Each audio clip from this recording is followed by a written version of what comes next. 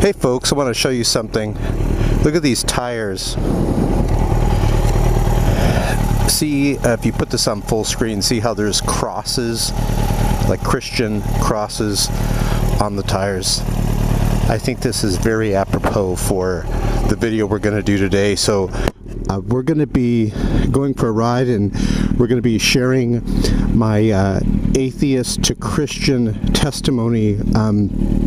I used to be an atheist, and I started studying evolution, creation, scripture, science, and I found that Christianity has more evidence than my previous atheism.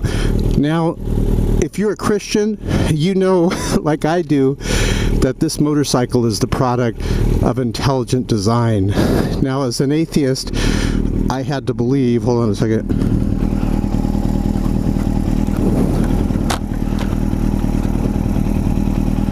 There was a bug inside the helmet. I had to believe that the universe just created itself out of nothing. So I am going to be doing my best to debunk atheist arguments, and also I'll give you my atheist to Christian testimony. We're going to be going on the high-speed freeway here. Make sure the camera is situated, and we're good to go. Now, as a child, I was taken to the Catholic Church, and I don't mean to offend any Catholics here, but I was taken to the Catholic Church, and I saw some inconsistencies even as a child in the Catholic Church. Let's go this way here. You're going to turn around. And a lot of people will say that the Catholic Church are atheist ovens, that it's an atheist oven, you know, and you'll talk to a lot of people that have become atheists, and they'll say that they used to go to the Catholic Church. Here we go. Now, I'm just going to go through a few things, not to bash on the Catholic Church, but you know how they really have this overwhelming, strong worship of Mary, where she's like equal to Jesus Christ, in some instances higher than Jesus Christ, and in the hierarchy of things. And then also, they would call the priest father. And as a child, I'm reading the Bible, and it's like, you know, call no one your father but your Father in heaven. I guess it's my turn.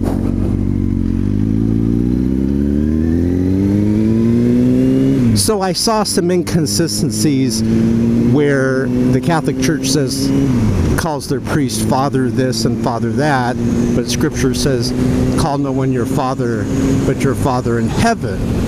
So I was like, how could they miss that, you know? And so, you know, then you go to the godless, liberal, socialist, indoctrinating public schools, you know, junior high school, and you really get indoctrinated. And one of the things that pushes people away from Christianity and belief in God, where they'll want to reject God, is evolution. Now, if you're like me, you're going to go through a couple of stages in your learning of what the education system teaches you. First, they'll talk to you about this generic phrase, evolution. And it's almost like they're writing a blank check, and evolution covers all these things that cannot be explained. And, well, how did this happen? Well, evolution. And they don't explain how it happened, but it's like a label that is just given to how species evolve. And so I started studying, you know, evolution, and believe it or not, it was a lot of the frauds and hoaxes of evolution that really got me doubting. I'm like, why are there's so many hoaxes and frauds in the scientific community? It's almost like it's a religion to some of these scientists. And then the thing that really helped me the most is I learned that you just can't say evolution is true, because there's parts of evolution that haven't been proven yet.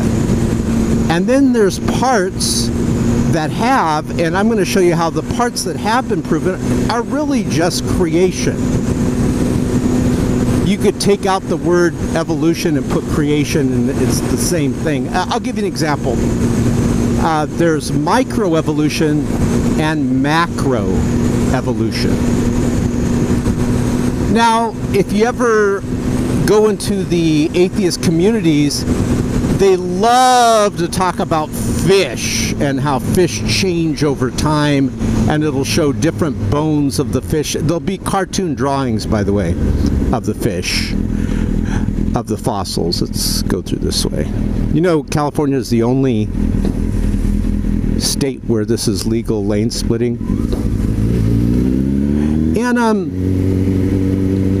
but it's still a fish. You don't see the fish changing into something else, like, and so the lack of transitional fossils in the fossil record was worrying to me. I was like, well, we should be literally swimming and doing backstrokes like in a giant pool of transitional fossils. I mean, think of all the transitional fossils there would have to be if macroevolution were true, where one species slowly transitions into another species. This is really a tight squeeze. I don't want to hit that person's mirror. So, microevolution is change within limits. How humans have changed, but we're still humans, right?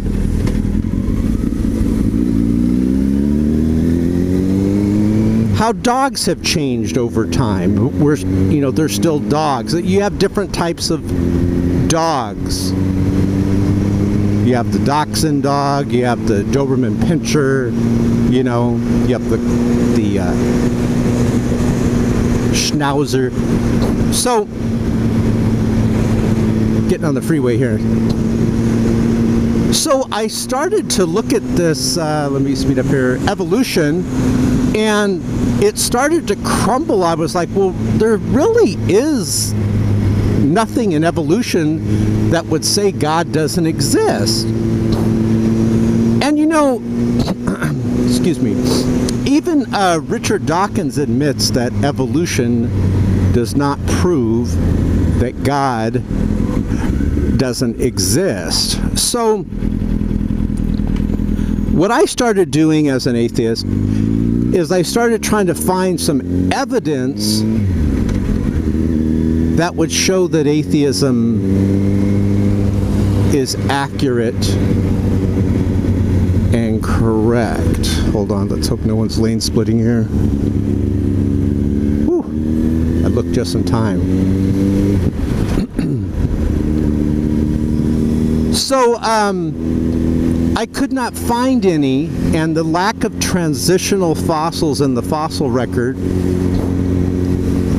was cause for concern. And then microevolution is just change within limits. That's all it is. And so started to doubt my atheism. I don't really see how evolution would prove that God doesn't exist. And then one of the things too is I started looking at the world differently, and this, as an atheist, is scary to look at the truth. But when I talk to some of my atheist friends who are now Christians, but when you talk to people that are atheists in the beginning, and you tell them to change their way of thinking, and to look at where the evidence goes, they cannot be an atheist because there is no evidence that atheism is accurate and or correct. But I started looking at the world like this. Whoa! That was interesting, to say the least. I started looking at the world like this. What is the best explanation of everything that I see around me? The scientific evidence, the creation of the universe. What is the best explanation of these things? Especially the creation of the universe, which, remember how we started off looking at the motorcycle, talking about it being a product of intelligent design? Do you know the universe, I gotta get over to the right, the universe is much more fine-tuned and complex than this motorcycle. Let's get here and see if this Mustang dude will let me in. Good, he will.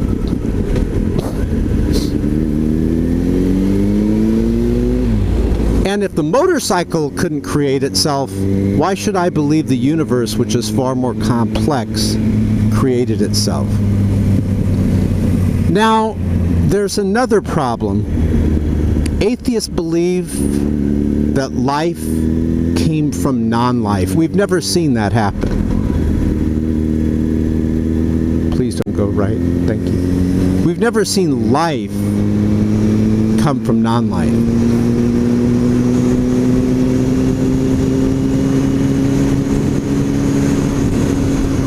We have seen something that is living pass on life. Your parents, for example, they're living and then they have the ability, your mother has the ability to pass on this life to you. But as an atheist, I had to believe that life came from non-life. And you really have to take that on blind faith because there is no evidence that life came from non-life. So, little by little, my atheist world started breaking down. I realized there is no proof and evidence that atheism is accurate and correct. Evolution, all evolution is talking about how things change over time. For example, let's get up to this this SUV here on our left. I'm going to use that as or SUV in front of us. I'm going to use this SUV as an example. If I asked, let's say you and I asked a evolutionist, how did this SUV come about? It's like a Honda Pilot, I believe, yeah. And the evolutionist said, well, in the year 2000, it looked like this, and then it changed to this, and then it changed to that. Are they talking about the question we asked? Are they saying how it was created? They're not, are they? All they're doing is talking about how it changed, how something existing changed over time.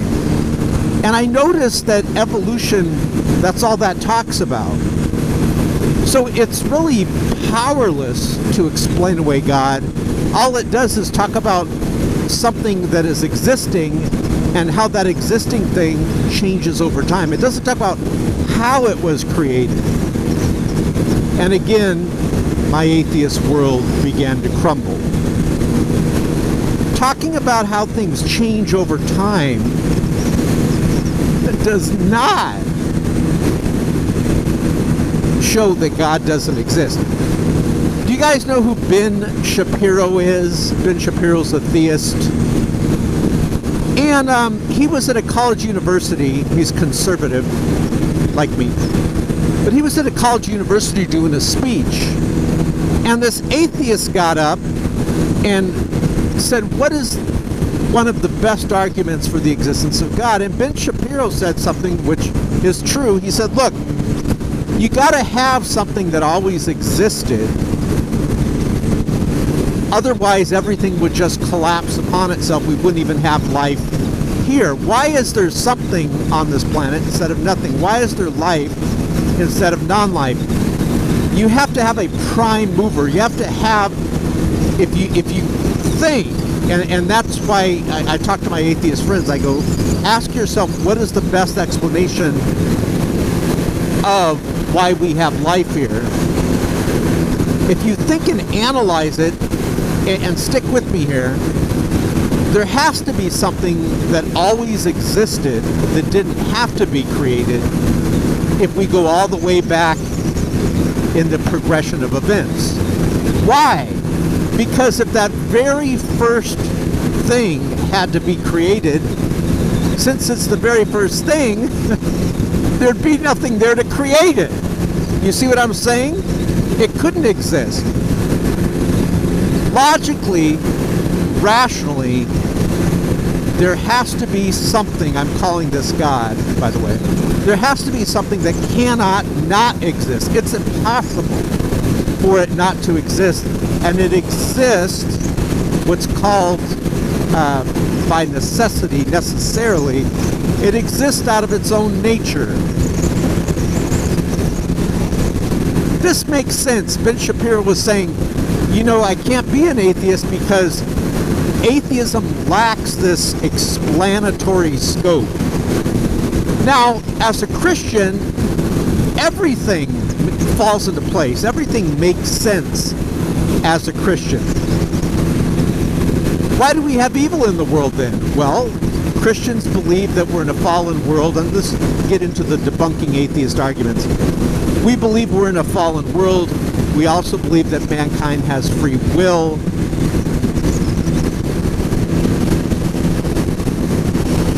We also believe that there's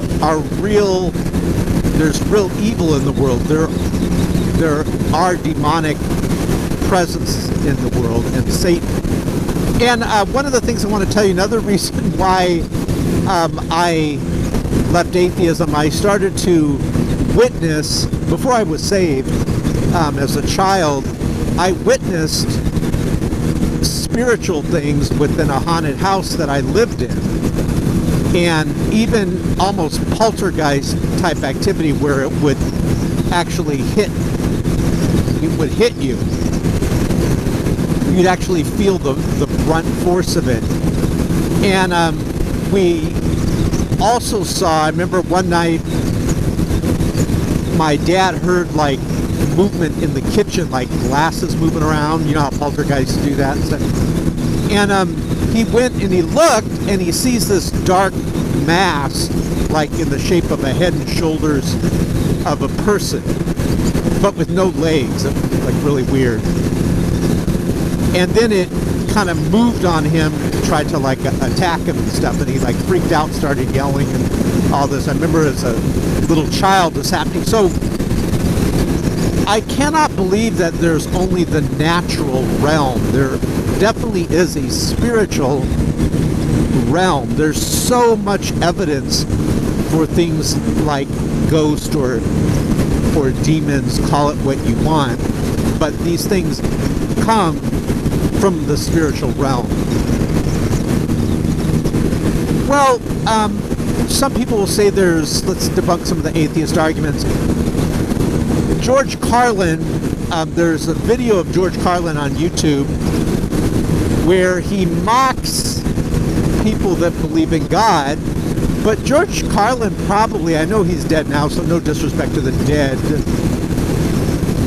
but he probably should have consulted with me before he made his video.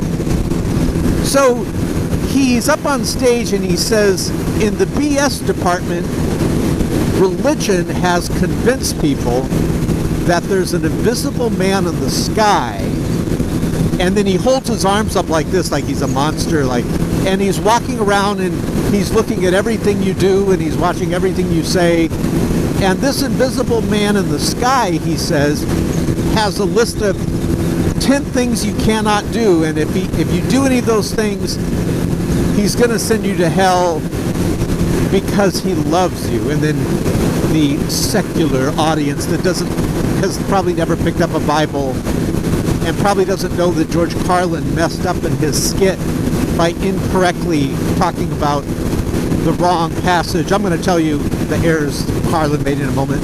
But then the crowd laughs, right? So let's go through what the dead atheist George Carlin said. He said,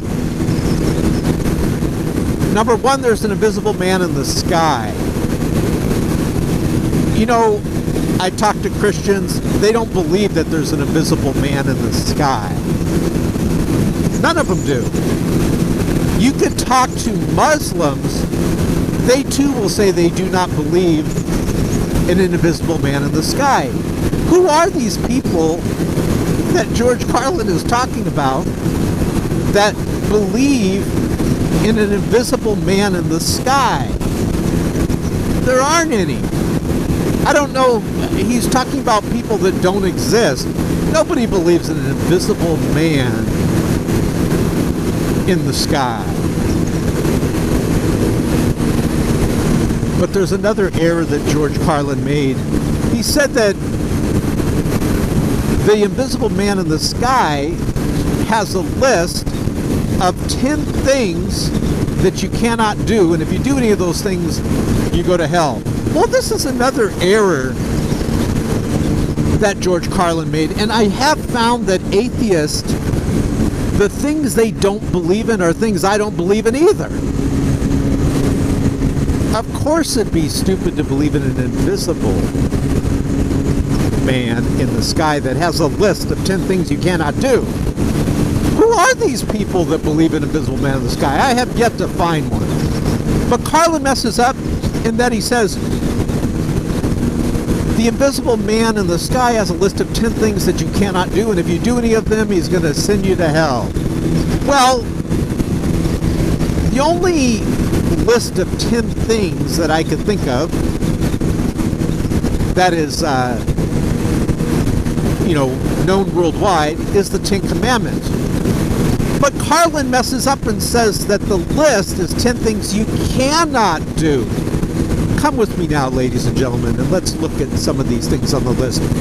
Honor your mother and father is one of the things on the list. So Carlin messed up, didn't he? So he's saying if you honor your mother and father, God's going to send you to hell. These are positive commandments. They're not commandments that you don't do. Keep holy the Sabbath day. Carlin messed up again. So if you keep the Sabbath day holy, you worship God on the Sabbath day. Of course, for us Christians, every day is the Sabbath day. But if you keep the Sabbath day holy, Carlin says that God's going to send you to hell. He got it all wrong. He said, if you do any of these things, how could he not, before he did his comedy skit, how could he not, let's get around this first, how could he not study the 10 Commandments? But I'm going to continue and go another step further. He says if you break any of these commandments, or if you do any of these things, that God's going to send you to hell. Well, let's say that I broke one of the commandments, which I have. We all have. Scripture says if you broke one, you broke them all. But I'm not going to hell, I'm going to heaven. Why? Because I don't believe in an invisible man in the sky. I believe in the prime mover. I believe in the God that didn't need to be created. I believe in the person that created the universe, that created the earth. And I believe that he plants himself in the tintly flesh of man. I really believe that God plants himself in the tintly flesh of man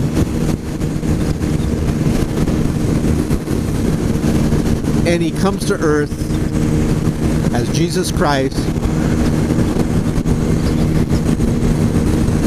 He lives a sinless life.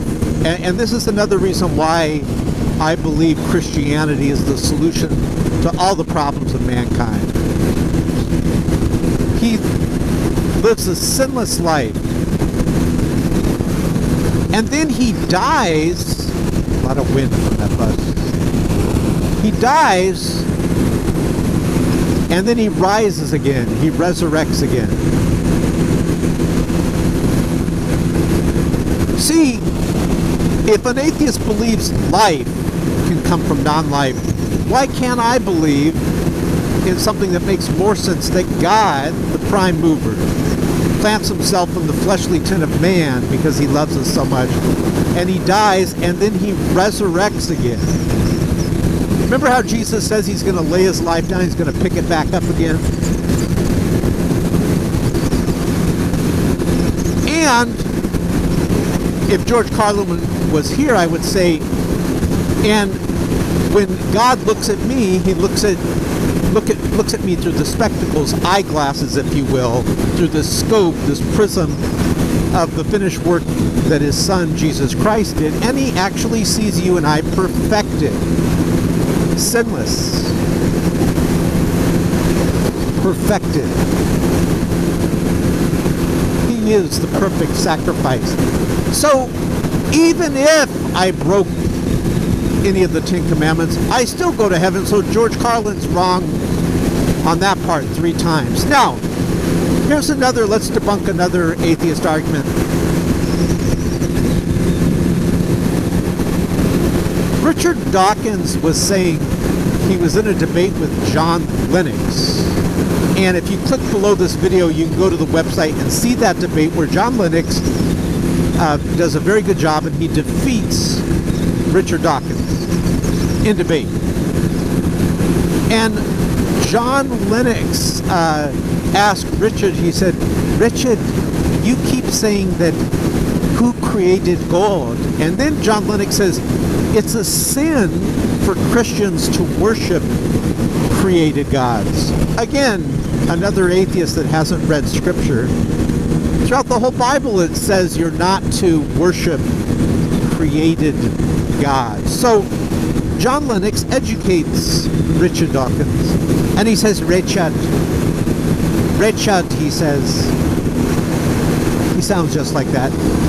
He says, no Christian believes in a created God, but you're saying everything needs a creation. Everything needs something to create. Well, who created the universe, Richard? And again, Richard Dawkins says he doesn't know. This is a problem. This is a problem, guys, with the I don't know. Now, one of the big errors that atheists make is this absence of evidence is evidence of absence. Now, I have a cell phone in my motorcycle jacket. I really do. But I'm on the motorcycle right now. I mean, I have 2 cell phones. There's this cell phone here too. But I'm on the motorcycle right now, so I can't show it to you. I have no evidence that I can show you that I have the cell phone. One of the errors that atheists make, and it's a really big error, and this is what keeps them in their atheism, is they'll say, in this example, because I don't have evidence that that cell phone's there, that they're not going to believe that the cell phone's there. The cell phone is really not there. Now, once I show evidence of it, then in their minds, the cell phone is there. Now, I ask you, if the cell phone is in my jacket, is it there? Even though I haven't shown evidence of it? It is there, isn't it? So, absence of evidence is not evidence of absence. Because I don't have evidence that I have the cell phone in my jacket, we should not logically infer that the cell phone is not there. This is why atheists have to make a positive argument against God's existence. It is not enough, even using their argument, it is not enough to say, I'm not getting evidence. I believe there's tons of evidence for God's existence. But even if someone wants to approach it that there's the way they say that there's no evidence, and when I was an atheist I used to say that too, but I was a kid, I grew up. But you can't just say I reject evidence, therefore God does not exist. You must give positive arguments against the existence of God. You tell me, convince me, why doesn't God exist? Evolution, no, we already covered that. Why doesn't God exist? There's no answer. No one's ever been able to answer that question. See, I left atheism because the lack, L-A-C-K, the lack of evidence that atheism was accurate and correct. The lack. Atheism lacks evidence. Now, I do believe that we, as Christians, should give positive arguments for God's existence. And when I got out of high school, look at this person's wheel. It's turned very, very sharp to the left. I don't know why. When I got out of high school, what does he do? I better go. I met some friends that were able to give me some very good evidence and arguments for God's existence. Now, when you become a Christian, and I'm going to go through some of those arguments, but when you become a Christian, you're also filled and indwelt with the Holy Spirit that confirms, and Jesus talked about this. Hold on. Yellow, yellow, yellow, yellow. Okay, that was bumpy road. That was yellow the whole time. I love this R1's power. But Jesus talked about this. He said, look, when I leave this earth, I'm going to send the helper, the comforter, he calls it. And this is an actual spirit that comes into the world, and he says, and this spirit is going to convict the world of sin, righteousness, judgment. He says sin because they reject me. They don't believe in him. It's actually a sin not to believe in Jesus Christ. And then he says righteousness. Why? Because he goes to the Father who is in heaven.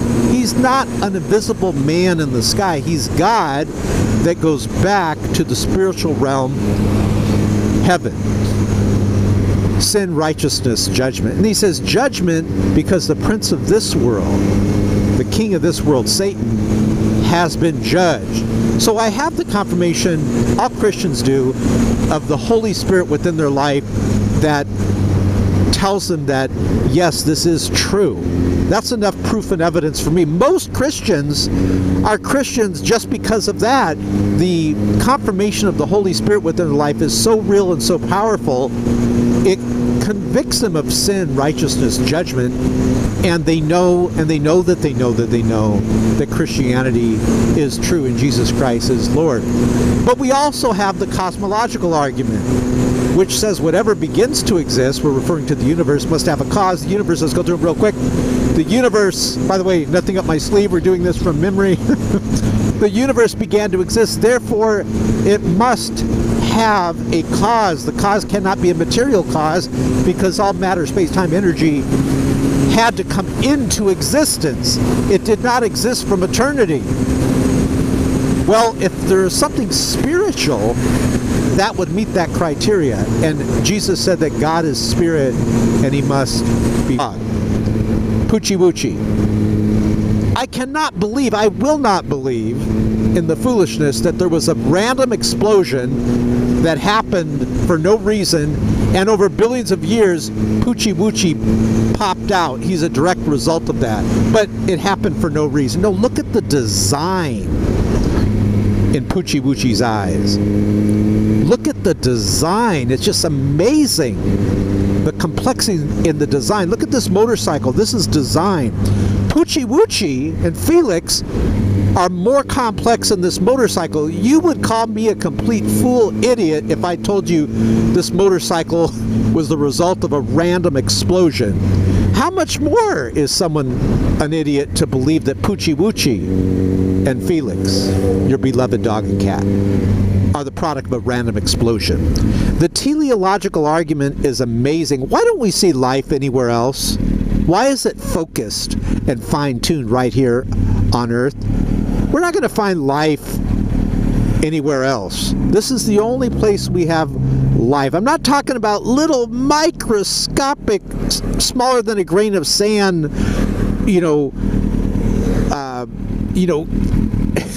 a pin needle prick of traces that there used to be water on a planet. They're not going to find life anywhere else. Why is life here? If the random explosion, if there was an explosion and it kicked out life, go ahead guys, we would see life scattered throughout the universe in a random fashion. If I went into your kitchen and we got a bunch of coins, let's say we got 100 pennies, and we just threw them all on the kitchen floor, they're not going to stack up on each other fine-tuned. You might have one that's overlapping, stacked up. But what if I told you, hey, go around the corner in the hallway and don't come back till I tell you, I'm going to throw these pennies. And I threw the pennies and I said, okay, come around the corner. You came around the corner and I had a bunch of them stacked up. Immediately you would say, well, come on, you did that. That's not just from random toss on the ground. And you would be right. Why is life so fine-tuned right here on this planet? If it was a product of randomness and chance, we would see life, like the penny analogy thrown on the kitchen floor, we'd see life scattered over here, scattered over there, scattered over there. It's obvious, it's so obvious that intelligent design was involved in the creation of the universe. Not to mention all the natural laws that we have that we're able to predict different calculations.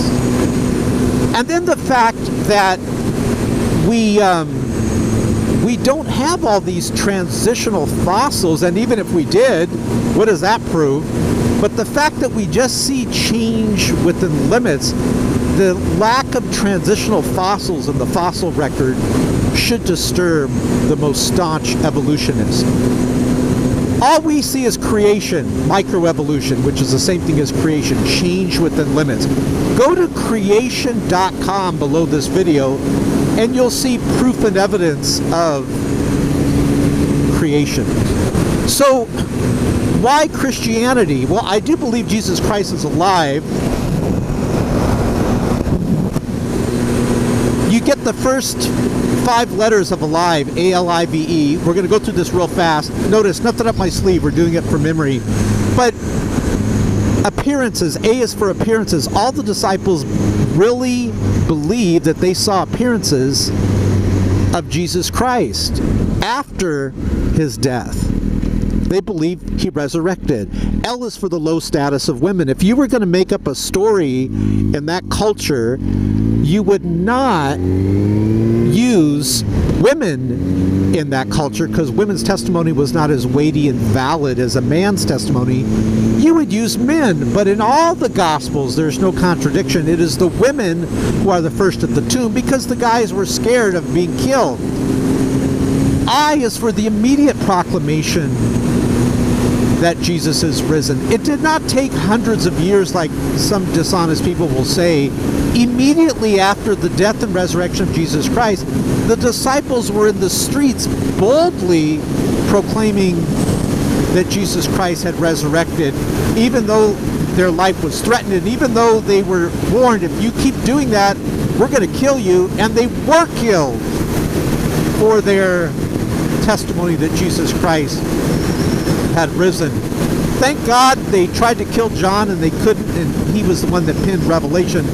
But I is for the immediate proclamation. V is for voluntary suffering. I am not going to die for a lie if I know it's a lie. The disciples really believed that Jesus rose from the dead. Everyone agrees with that.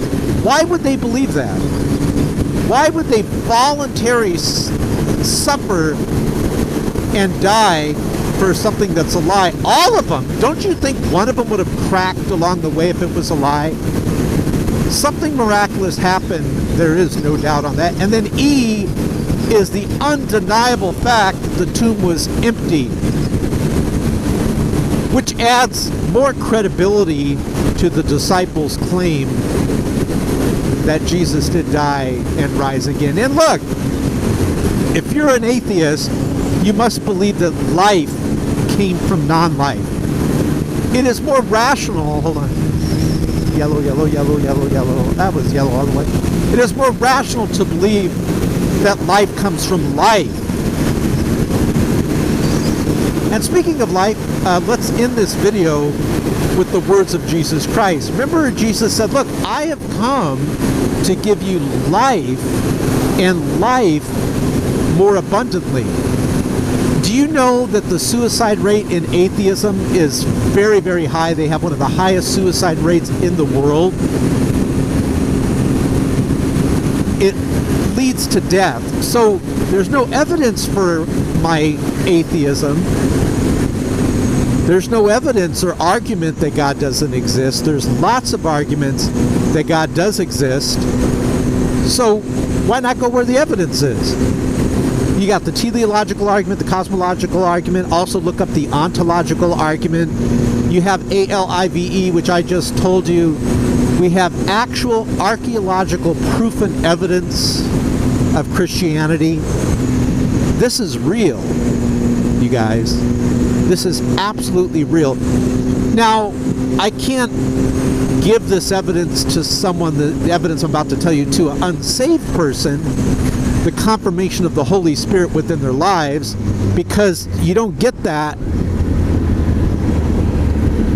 this bold confirmation that Jesus Christ is alive until you're a Christian. But you do have what Jesus said. He said that the Helper is going to convict the world of sin, righteousness, and judgment. You do have this Spirit, if you're unsaved, you do have this Spirit within your life that is convicting you of sin, and it's proclaiming the righteousness of Jesus Christ, and then it's judging the enemy of this world. So to me, it's just a choice of death or life. I don't know why someone would not be a Christian. You know, we have Mother's Day coming up. You know, it'd be like you go to give your mom this really good Mother's Day gift and she just rejects it. What would you say if you would think your mom didn't love you, right? You would be like, Mom, what the heck? Look at this wonderful gift. Remember the epic words that Jesus Christ said, there is no greater gift than to lay down one's life for one's friends. I remember I was on the beach, and this is, you know, when I started becoming a Christian, I was reading scripture, and this passage really got to me where Jesus is there with his disciples, and he says, you know, before now I've called you my disciples, but now, and I can picture this in my mind's eye, him saying this, I call you my friends, for there is no greater gift than to lay down one's life for one's friends. And so I think that is the way to go, Christianity. God bless you guys. I love you. God does too.